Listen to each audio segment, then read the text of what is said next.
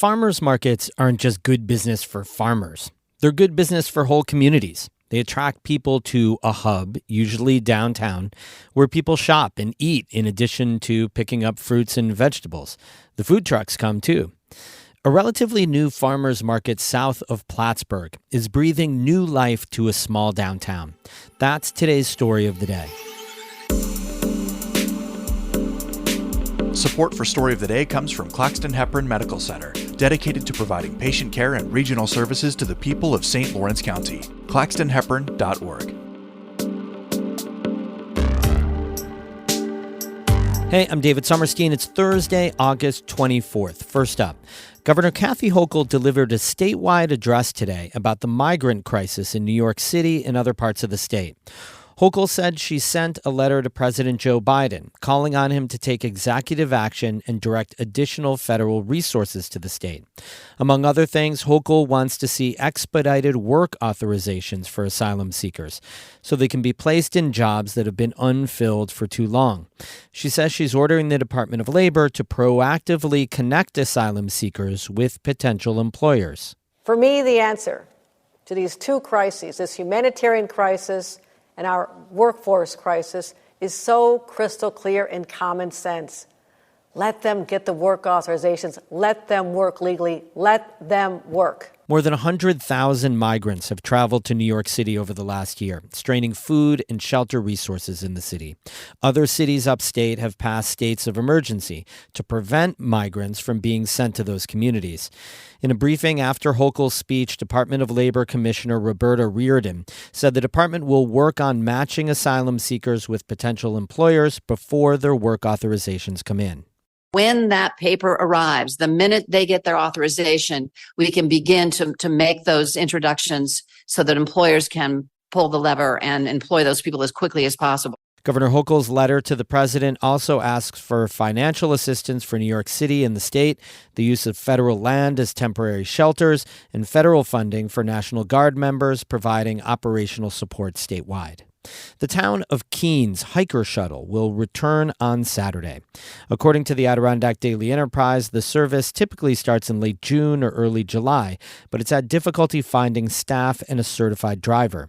The Keene shuttle route brings hikers to and from Marcy Field to the Garden Trailhead. It'll run starting at 7 a.m. Saturdays and Sundays until early October. Another hiker shuttle service operated by Essex County and the state is set to resume in the coming weeks. The State Department of Environmental Conservation told the Enterprise that it'll run on select weekends between early September and October. That shuttle also starts and ends its route at Marcy Field. It makes several stops along the Route 73 corridor.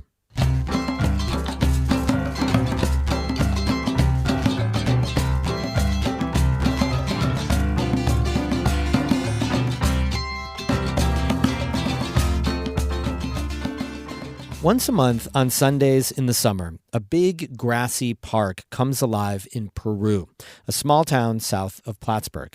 It's the Peru Town Market, a mix of artisans, farmers, food trucks, and music. It started just a few years ago, but it's become a staple of community life in the summertime. Amy Feiereisel visited the July market, and here's her story. In 2020, in the depths of the coronavirus pandemic, two friends in their mid-30s would meet to walk at the Hayworth Mason Park in downtown Peru. It's a big green lawn surrounded by trees. There's a stream and a walking path. It was like how we were able to connect with each other during COVID, was just to come and take walks. That's Ali Webanero. It's like social distance walking, but together, but apart. And that's Lauren Prue. They both grew up in this area and live in Peru with their families. And we were actually like right over there, and she's like, this would be such a great space for a market. And I'm like, absolutely. She's like, I wish we could do that. And I'm like, we can absolutely do that. A year later, in 2021, they held the first Peru Town Market. There were 17 vendors and a couple hundred attendees. Prue says they were very COVID conscious. They were all 10 foot 10 feet apart from each other. Everyone needed hand sanitizer. But it was worth the effort, says Webanero. I needed community. Lauren needed community. We needed to do something that made us feel connected, safe and connected. And we were pumped. It was such a big space. So we were so happy, and it was the best.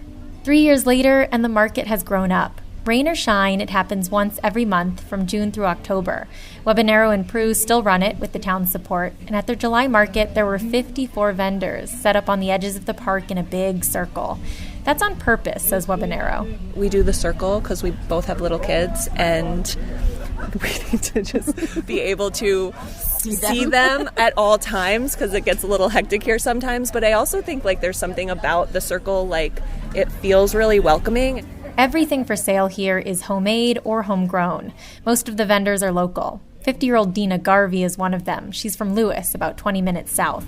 And I am an artisan vendor at the Peru market, which is the best market that there is. I don't want to tell the other markets that I have a favorite, but this is my favorite. Garvey's tent is busy.